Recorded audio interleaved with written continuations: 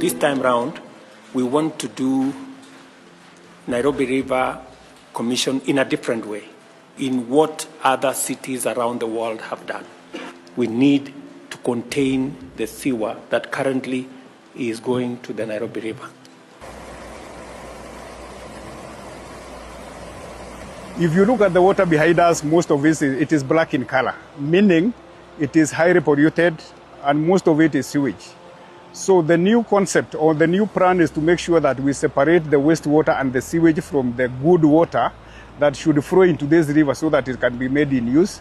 And if possible, we have the living organisms that are supposed to be in the river. Beyond stabilization of the river banks, we need to cut off the waste that finds its ways to the rivers.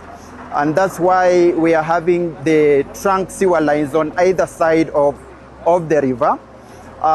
Then there will also be a component of controlling the solid waste using the interceptor dams so that we trap this waste and remove it from the river. That is the only way. When we combine the two intervention of waste to rivers, we can begin to see the quality improving. The sewer line will run from the Doro Falls behind here all the way to Naivasha Road, which is 27.2 kilometers, and it is going to run on both sides of the river.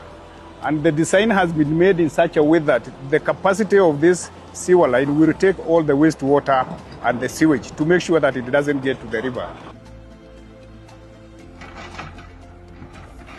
So we are planning to widen the river and deepen it so that we control the floods.